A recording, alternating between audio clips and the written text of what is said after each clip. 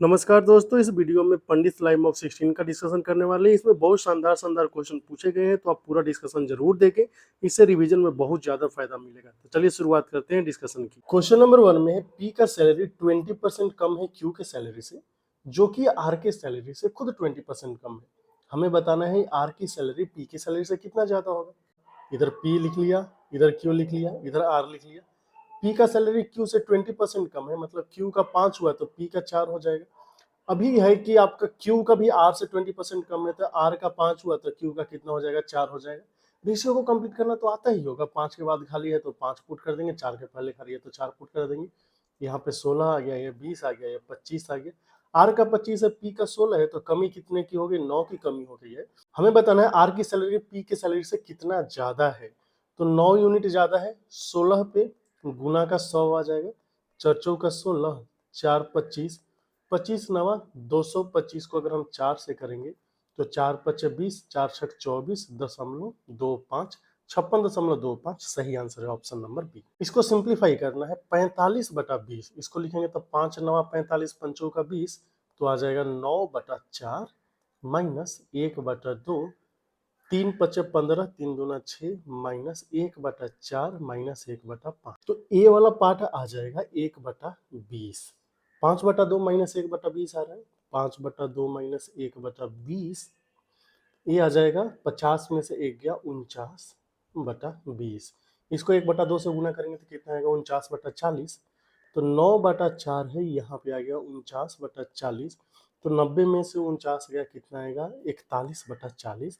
Question का answer आ रहा है 41/40, जो कि है ऑप्शन नंबर डी। तीसरे में 6 सेंटीमीटर, 8 सेंटीमीटर, 10 सेंटीमीटर त्रिज्या वाले 3 ठोस गोलों, इसको क्या करना है, पिघलाना है। और पिघला के बनाना है एक बड़ा सा सॉलिड स्फीयर।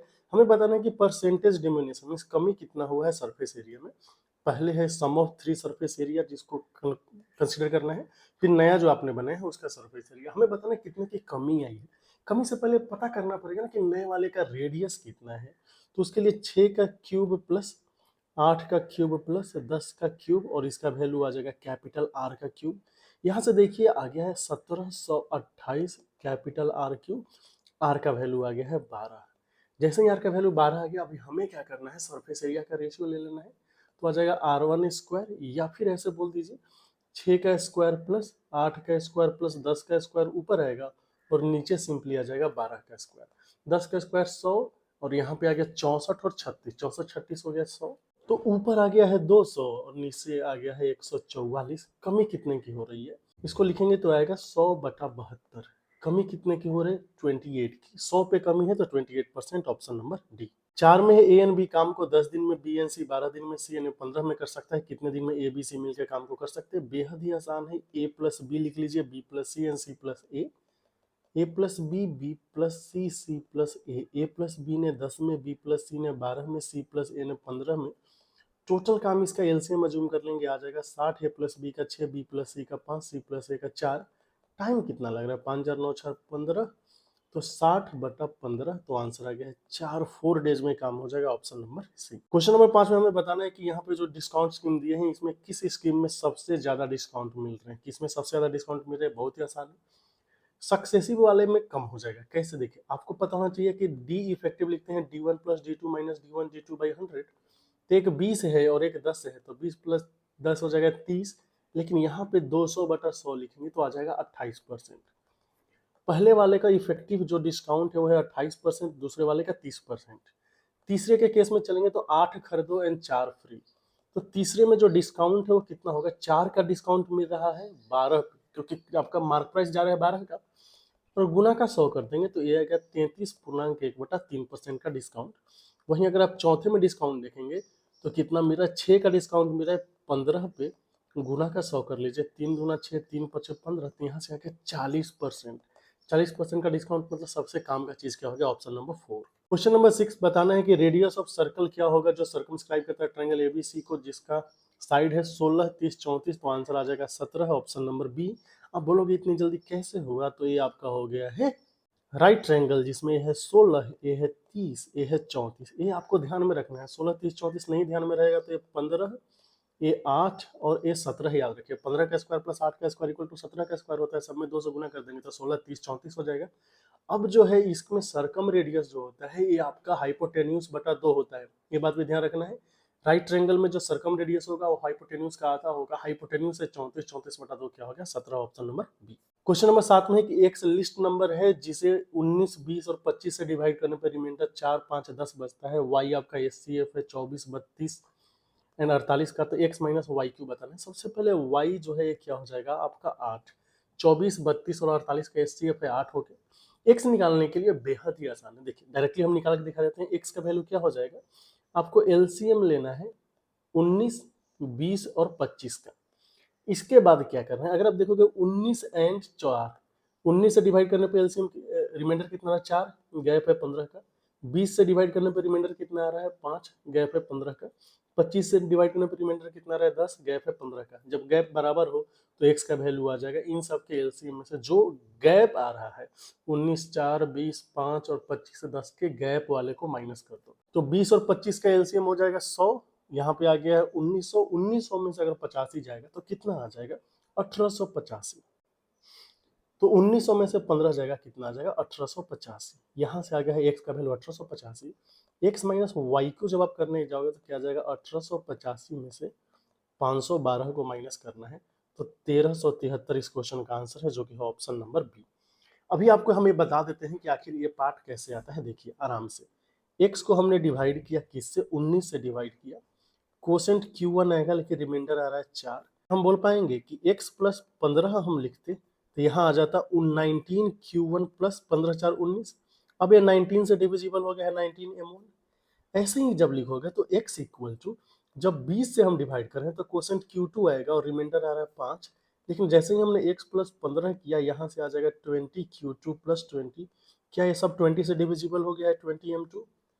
फिर थर्ड वाला देखिए, x को जब आप डिवाइड करोगे 25 से, कोसेंट Q3 आएगा, रिमाइंडर कितना आ रहा है 10। लेकिन जैसे ही हमने x प्लस 15 किया, ये आ जाएगा आपका 25 Q3 प्लस 25। क्या यहाँ से लग रहा है कि 25 M3 हो गया। अभी x प्लस 15 जो है आपका 25 से भी डिविजिबल है, 20 से भी डिविजिबल है, 19 से भी डिविजिबल है।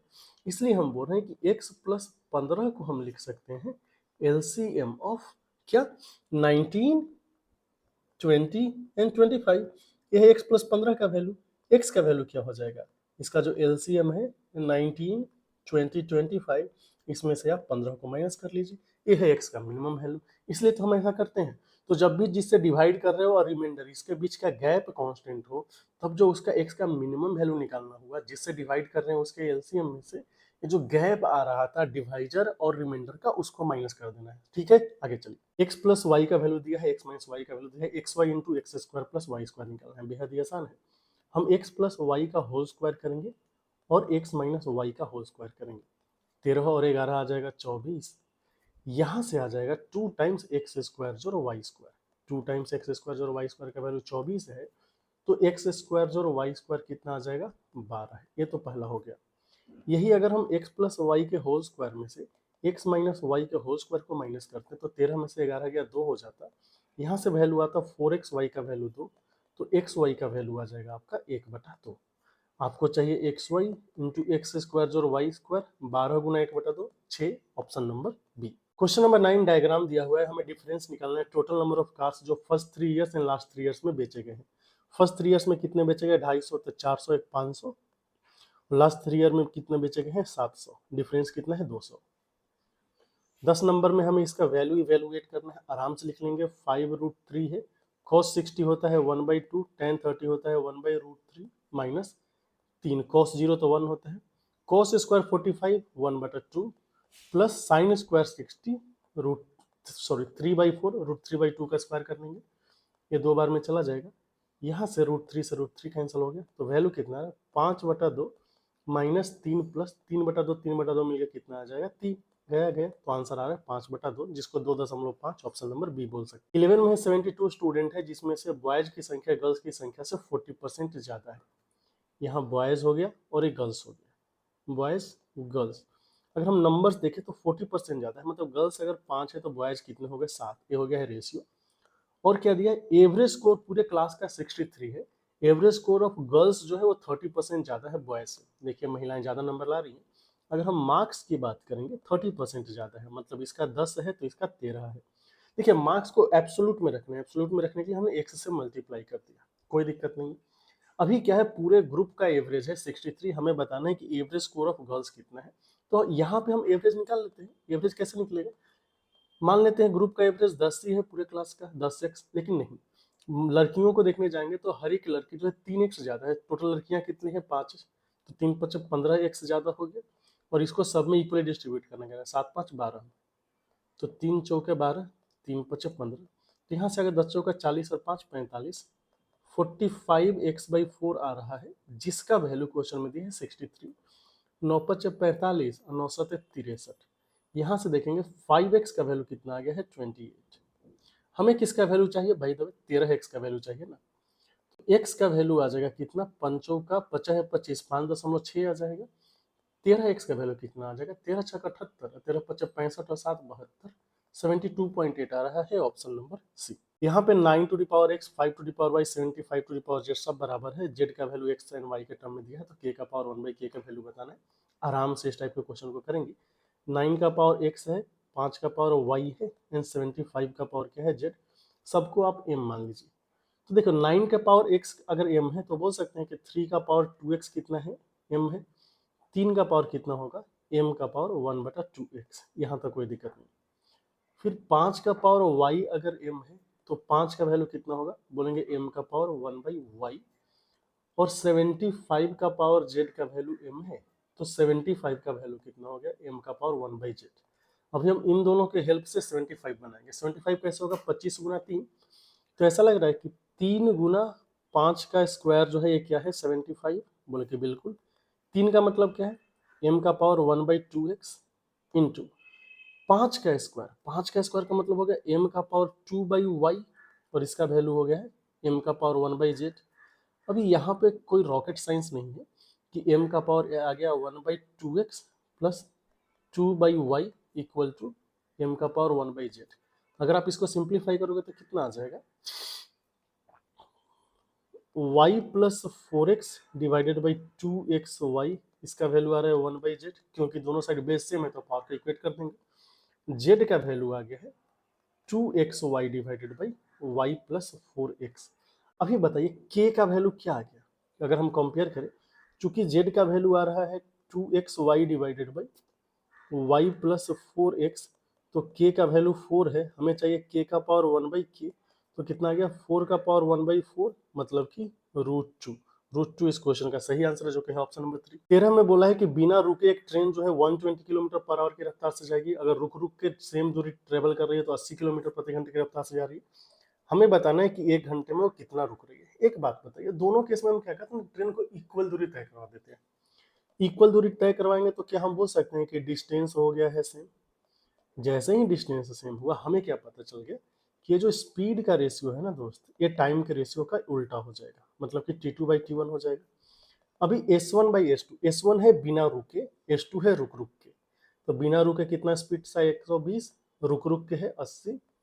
अब टाइम आ गया है, टाइम का रेशियो उल्टा, t2 है मतलब रुक रुक के, और t1 है मतलब बिना रुके। 40 तिया 120, 40 दूना 80, तो t2/t1 जो आ गया है, ये आ गया है 3/2। एक बात बताइए, इसका मतलब जब 3 यूनिट चल रहा है तो 1 यूनिट रुक रहा है, क्यों, क्योंकि 2 यूनिट टाइम तब लगेगा जब बिना रुके चलेगा, और यहाँ पे 3 यूनिट टाइम लग रहा है, मतलब 1 यूनिट रुका है।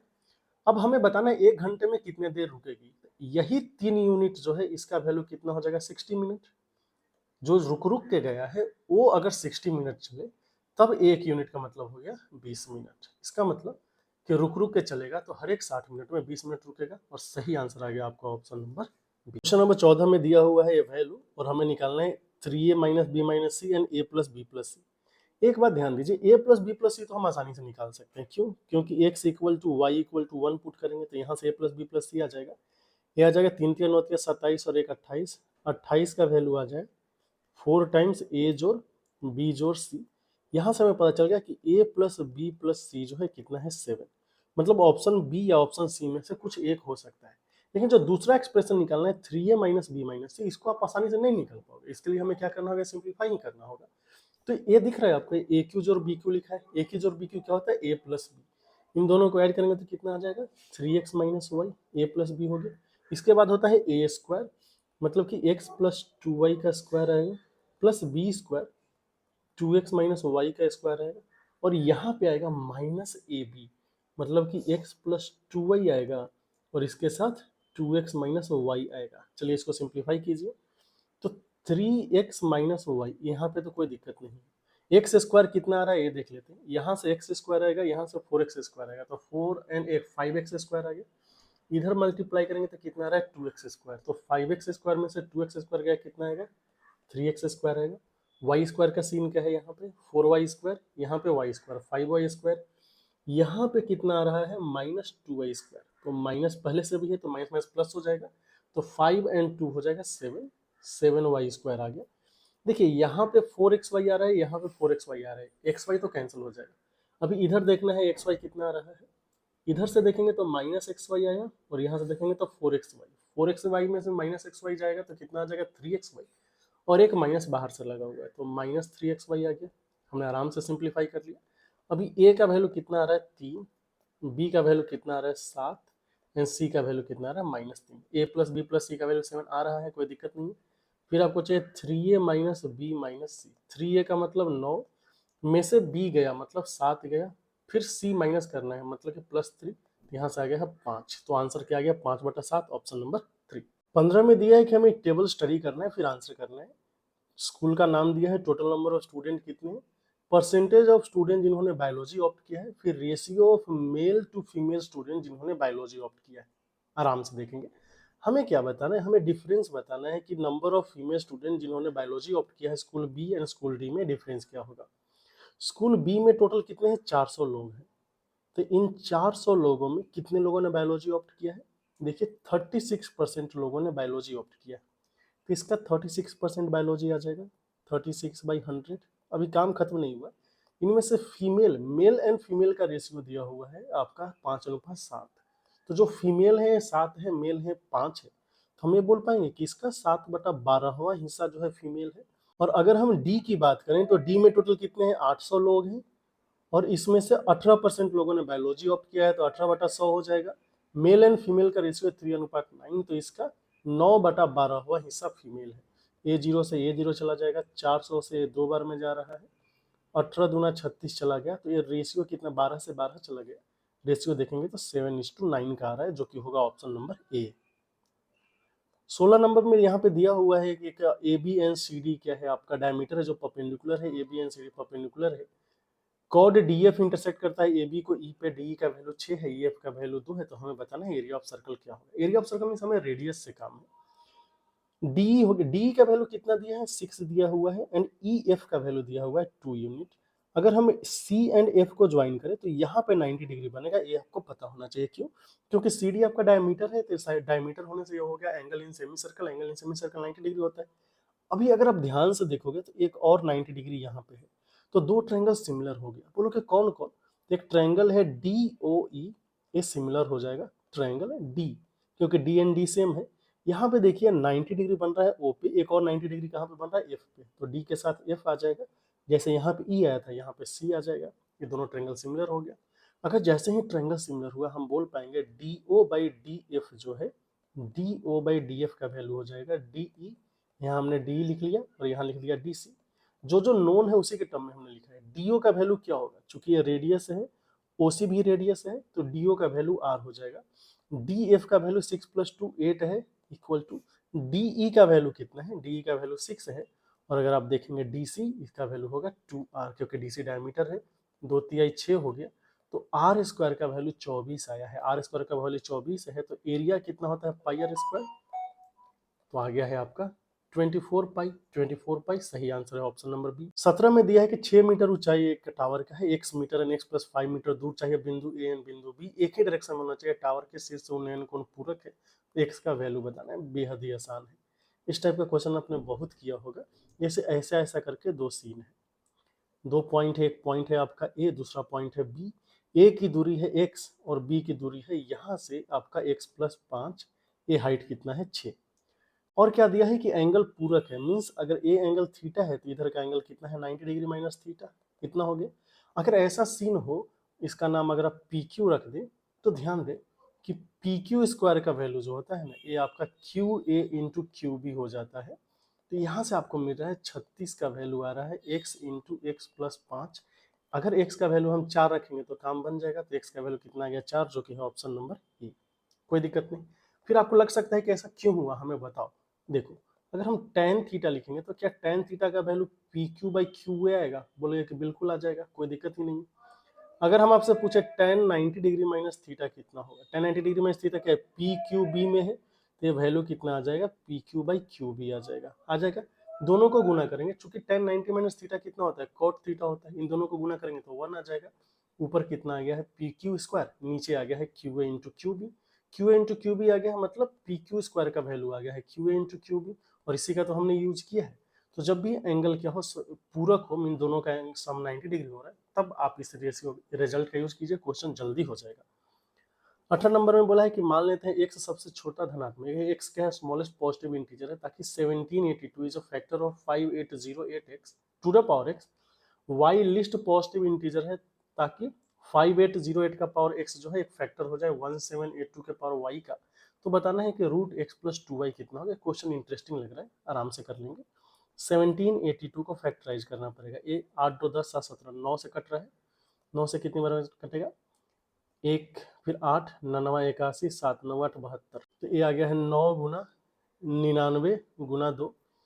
तो 99 को फिर 9 गुना 11 लिख सकते हैं, मतलब 3 का पावर 4 आ रहा है। सबसे पहले क्या आया? 2 आया, फिर 3 का पावर 4 आ गया, फिर आ गया 11, 11 9 99। हाँ ठीक है, यहाँ तक तो दिक्कत नहीं। जब हम 5808 को लिखने जाएंगे, ये 11 से कट रहा है। 11 गुना कितना? 11 5 55, 11 गुना 22 28, 11 गुना 528। अच्छा, ये भी तो 11 से कट रहा है। तो 11 का स्क्वायर हो गया 11 चौक 44 और 8, 11 8 88। तो यहाँ पे आ गया 11 स्क्वायर। 48 को लिख सकते हैं 16 गुना 3, 16 को लिखते हैं 2 का पावर 4 गुना 3। तो वैल्यू आ गया है 2 का पावर 4 इंटू 3 इंटू 11 का स्क्वायर। अभी आराम से देखिए, जो पहला बोलता है कि 1782 इज अ फैक्टर ऑफ 5808 का पावर x। 1782 डिवाइड्स डिवाइड्स 5808 का पावर x। अब ऐसा तभी हो सकता है ना जब 1782 5808 के पावर x में आ जाए। देखिए 1782 में 2 है और 5808 में 2 का पावर 4 है, तो 2 के कारण कोई प्रॉब्लम नहीं है। 1782 में 11 है, 5808 में 11 का स्क्वायर है, इसके कारण भी प्रॉब्लम नहीं है। मेन प्रॉब्लम है 3 का। 3 का पावर 4 है 1782 में, जबकि 5808 में 3 का पावर मात्र 1 है। डिवाइड करने के लिए इसका पावर कम से कम 4 होना चाहिए। इसलिए x का जो मिनिमम वैल्यू होगा ये कितना हो जाएगा? 4। जैसे ही हमने x का वैल्यू 4 पुट किया, 5808 का पावर x कितना हो जाएगा? अब 2 का पावर 16 हो जाएगा, फिर 3 का पावर 4 हो जाएगा एंड 11 का पावर 8 हो जाएगा। अभी बोल रहा है कि a डिवाइड करता है, डिवाइड्स किसको? 1782 के पावर y को। 1782 का पावर y करेंगे तो 2 का पावर y आ रहा है, 3 का पावर 4y आ रहा है एंड 11 का पावर y आ रहा है। अभी हमें देखना है सीन। अगर ए टर्म इसको डिवाइड कर रहा है, मतलब जैसे 2 का पावर 16 है तो y का वैल्यू कम से कम 16 होना पड़ेगा। यहाँ है 11 का पावर 8, तो y का वैल्यू कम से कम 8 होना पड़ेगा। तो y का वैल्यू क्या होना पड़ेगा? y का मिनिमम वैल्यू 16 होना पड़ेगा ना। y अगर 16 होगा तभी तो 2 का पावर 16 है और यहाँ पे भी 2 का पावर 16 बन पाएगा, क्योंकि y 16 को पुट करने से यहाँ 11 का पावर 16 आ जाएगा। 11 का पावर 16, 11 का पावर 8 से कट ही जाता है। 3 का पावर 64 आ जाएगा, 3 का पावर 64, 3 का पावर 4 से कट ही जाता है, तब तो कोई दिक्कत ही नहीं। x मिनिमम 4 आ गया एंड y मिनिमम कितना हो गया आपका? 16। यहाँ पे जो वैल्यू है वो क्या है आपका? x मतलब कि 4 प्लस 16 दूना 32, तो 36 आ गया। 36 का स्क्वायर रूट 6। ये क्वेश्चन तो बहुत शानदार था। ऑप्शन नंबर 2 हो गया है। 19 में क्या है कि एक सॉल्यूशन है पानी एंड दूध का। इसमें मिल्क जो है वाटर का डबल है। यहाँ पे हमने पानी रखा है, यहाँ पे मिल्क रखा है। मिल्क जो है पानी का डबल है। आगे बोलता है कि एक स्टैंडर्ड है, क्वांटिटी स्टैंडर्ड। ये पास करने के लिए दूध का कम से कम 90% होना जरूरी है। 90% का मतलब दूध का 9 यूनिट होना जरूरी है। अगर ओवरऑल 10 यूनिट है तो पानी 1 यूनिट ही रहेगा। बोले कि हाँ ठीक है। अभी बताना है कि अगर वॉल्यूम ऑफ सॉल्यूशन v है, मतलब इसका जो वॉल्यूम है वो कितना है आपका v, तो इसमें कितना हमें दूध, प्योर दूध डालना पड़ेगा ताकि ये स्टैंडर्ड को पास कर जाए। देखिए दूध डाल रहे हैं मतलब वाटर का क्वांटिटी सभी जगह सेम होना चाहिए, तो वाटर दोनों जगह सेम है, कोई दिक्कत ही नहीं। अब देखेंगे पहले दूध था 2 यूनिट, अभी हो गया 9 यूनिट, तो हमने 7 यूनिट ऐड किया है। क्वेश्चन में बोला है कि वॉल्यूम था भी, पहले वॉल्यूम कितना है मिक्सचर का, 1 यूनिट वाटर 2 यूनिट मिल्क, तो 3 यूनिट का वैल्यू है वी, हमें 7 यूनिट का वैल्यू चाहिए, तो 7v/3, 7v/3 डालना पड़ेगा, ऑप्शन नंबर 1 आ गया। 20 में देखेंगे कि मोनू ने इन्वेस्ट किया है अपने टोटल सेविंग को scheme A and scheme B में, रेशियो है उसका 4:5, 1.5 साल के लिए स्कीम मतलब इन्वेस्ट किया है। स्कीम ए उसे ऑफर करता है इंटरेस्ट 20% पे, लेकिन कंपाउंडेड इंटरेस्ट है, कंपाउंडिंग होता है 9 महीने पे। बी उसे ऑफर करता है सिंपल इंटरेस्ट पे, लेकिन रेट क्या है, सेम है। अगर टोटल इंटरेस्ट उसे रिसीव हुआ है स्कीम ऑन मैच्योरिटी 12694.5, तो हमें बताना है कि कितने पैसे उन्होंने स्कीम बी में इन्वेस्ट किया है। यहाँ पे देखेंगे तो दोनों में डेटा अलग दिया है, यहाँ पे 12708 दिया है, यहाँ पे 12694.5 दिया है। पता नहीं कौन सा सही है, हम निकाल के देखते हैं, जो ऑप्शन आ गया उसी को हम सही मान लेंगे। तो सबसे पहले हमें ये समझना है कि कंपाउंड इंटरेस्ट वाले केस में देखेंगे कि आपका जो 9 मंथली आ रहा है उसमें रेट कितना होगा, रेट पर साइकिल, रेट पर साइकिल आ जाएगा 20%, तो 12 महीने का है ना, 9 महीने का करेंगे तो कितना आ जाएगा आपका 15, मतलब 15% हो गया, तो 18 महीने आ जाएगा। 18 महीने का मतलब हो गया 2 साइकिल, तो 2 साइकिल में आर इफेक्टिव कितना हो जाएगा कंपाउंड इंटरेस्ट का, आपको पता है 2r प्लस r² आता है, तो ए आ गया है 32.25%। अभी ध्यान से देखिए क्या सीन आ गया है, एक आ गया है स्कीम ए, एक आ गया है स्कीम बी। स्कीम ए में उसे मिल रहा है 32.25 क्योंकि कंपाउंड इंटरेस्ट वाला है। स्कीम बी चूंकि सिंपल इंटरेस्ट वाला है तो 1 साल का 20% मिलेगा, और बाकी का जो आधा साल है उसका 10% मिलेगा, तो 20 और 10 कितना हो गया 30%, ये हो गया टोटल 30%। 20% एंड 30% को किस रेशियो में इन्होंने यूज किया है देखेंगे आप, तो ए में है 4 यूनिट और बी में है 5 यूनिट। यहाँ पे जो इफेक्टिव रेट आएगा ये तो आपका एवरेज ही होगा, तो ये एवरेज कितना आएगा, हम मान लें कि जो है 30 ही एवरेज था, लेकिन बोलेंगे कि नहीं, क्यों, क्योंकि ए वाला हर एक मेंबर जो है 2.25 यूनिट ज्यादा है। ए में टोटल कितने मेंबर है 4, तो 4 गुने 2.25 कितना हो जाएगा 9 यूनिट ज्यादा है। इस 9 यूनिट को 4 और 5 में इक्वली डिस्ट्रीब्यूट करें तो 9/9 आ जाएगा, यहाँ से आ गया 31। तो जो इफेक्टिव रेट है ना, इफेक्टिव रेट ये आपका आ गया है 31%। बात समझ, इसी 31% का वैल्यू जो है क्वेश्चन में कितना दिया है 12694.5, एक यूनिट का वैल्यू कितना हो जाएगा देख लेते हैं। 31 चौके 124 हो जाता है, तो बचा 2, 29 आ गया, 29 31 से नहीं कटेगा तो 0, तो 294, 294 मतलब 9 बार में चला जाएगा, तो यहाँ पे आ गया 9, 9 3 27, 279, तो बचा कितना 15, तो 155.5 आ गया। तो 100 का जो वैल्यू आ गया है 100% का, ये आ जाएगा 40950। यहाँ तक कोई दिक्कत नहीं। हमें चाहिए बी में कितना इन्वेस्ट किया है, तो बी में कितना इन्वेस्ट किया है देखिए 4:5 में इन्वेस्टमेंट है ना, तो investment in B, in B ये है कि 40950 का 5/9 हिस्सा, तो 9 से कितनी बार में जा रहा है, 9 चौका 36, 4 40, 9 पचे 45, 9 पचे 45, 4550, तो वैल्यू आ गया 0, 50 25, 2 27, 20 2 22, 22 7 50 कोई ऑप्शन है, इसका मतलब ये वाला डेटा सही है, ये वाला डेटा क्या हो गया गड़बड़। आगे चलेंगे, 21 में हमें इसको सिंप्लीफाई करना है, कितना आसान है सिंप्लीफिकेशन, देखो तो जरा, cos थीटा हम कॉमन ले लेते हैं तो बच जाएगा sec theta +1 plus sec theta -1, नीचे हो गया sec square theta -1, sec square theta -1 क्या होता है tan स्क्वायर थीटा, गया गया 2 sec theta into cos theta होता है 1, तो 2 बाई नीचे हो गया tan स्क्वायर थीटा, जिसे आप बोलेंगे 2 cot स्क्वायर थीटा, आंसर आएगा ऑप्शन नंबर सी। 22 में है कि 45% प्रॉफिट मिलता है जब डिस्काउंट 45% देते हैं, अगर डिस्काउंट हमने 50% दिया तो प्रॉफिट क्या होगा, बेहद ही आसान क्वेश्चन है। Cost price and mark price का जो रेशियो होता है ये आपका होता है 100 में से डिस्काउंट परसेंट को माइनस कीजिए, नीचे 100 में प्रॉफिट परसेंट को ऐड कीजिए। अभी देखो जो cost price and mark price इसका रेशियो तो चेंज होना नहीं है, क्योंकि cost price and mark price तो सेम ही रहेगा। पहले केस में 45% का डिस्काउंट दिया तो 100 में से 45 जाएगा, कितना होगा 55, फायदा हुआ है 45% का, तो 100 + 45 हो गया 145, इक्वल टू अभी डिस्काउंट दे रहा है 50% का, तो ऊपर 50 हो जाएगा, नीचे 100 प्लस प्रॉफिट पता नहीं है, 5 से 11 बार में, 5 से 10 बार में, तो 100 प्लस पी का वैल्यू कितना आ गया, 1450 को अगर हम 11 से भाग देंगे तो 11 है 1, फिर 3 11 तिया 33 2 1 9/11। तो पी का वैल्यू कितना आ गया 31 होल 9/11%, जो कि है answer option number A. 23 number question है, पैरेलल दिया हुआ है, बीसी का वैल्यू 8 है, डी का वैल्यू 6 है।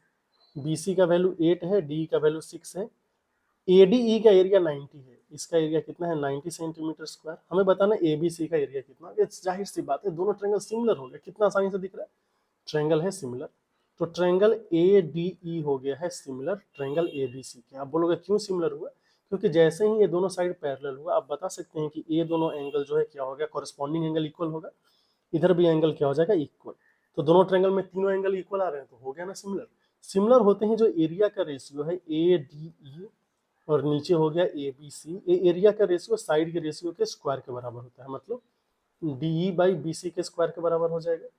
तो यहाँ पे हम देख पा रहे हैं कि ये 90 है और नीचे हमें एरिया ऑफ एबीसी चाहिए।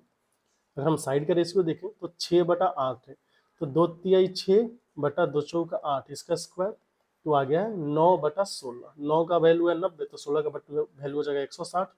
तो एरिया ऑफ ट्रायंगल एबीसी कितना हो गया 160 सेंटीमीटर स्क्वायर। तो सही आंसर आ गया है ऑप्शन नंबर सी। 24 में दिया है कि रहीम का जो प्रेजेंट एज है अपनी बेटी का कितना है 5 गुना है। उनकी बेटी का नाम है सविता। 7 साल बाद रहीम की उम्र जो है सविता की उम्र की 3 गुनी रह जाएगी। तो हमें बताना प्रेजेंट एज ऑफ रहीम क्या है। यहाँ पे रहीम जी हैं और ये है सविता जी जो इनकी बेटी हैं।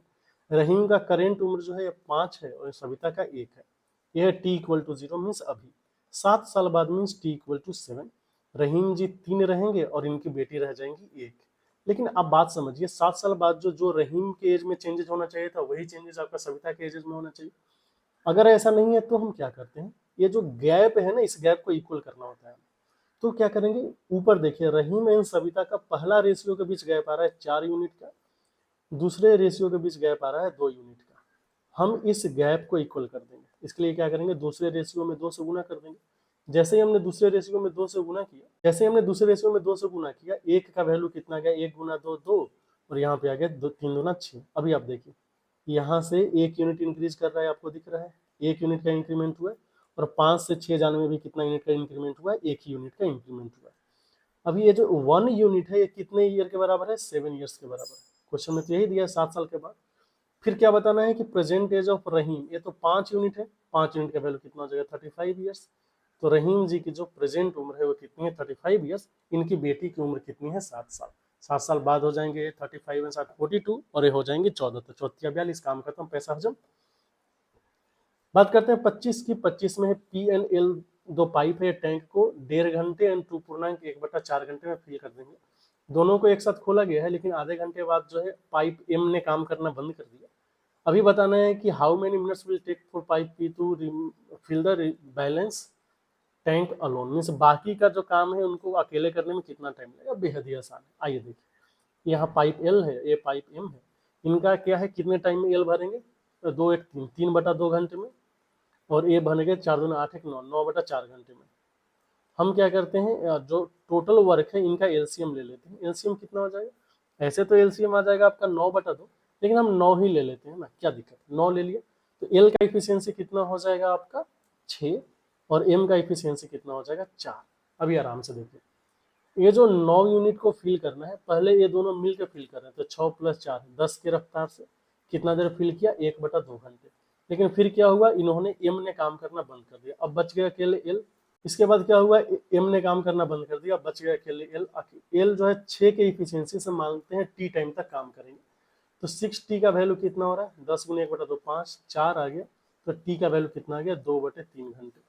मतलब इन्हें 2 घंटे 3 घंटे और काम करने पड़ेंगे, चूंकि 2 टाइम मिनट में दिया है, 2/3 घंटे को मिनट में कन्वर्ट, 2/3 × 60 मिनट, तो यहाँ से आ गया है आपका 40 मिनट। तो 40 मिनट्स और लगेंगे। तो सही आंसर आ गया आपका ऑप्शन नंबर ए। उम्मीद करते हैं चीजें आप समझ पाए होंगे। तो इसी के साथ इस पेपर का सोल्यूशन होता है समाप्त। कुछ क्वेश्चंस बहुत ही अच्छे थे, आपको कैसा लगा, सोल्यूशन आप जरूर बताइए। फिर मिलेंगे अगले वीडियो में, तब तक के लिए आपका बहुत बहुत धन्यवाद।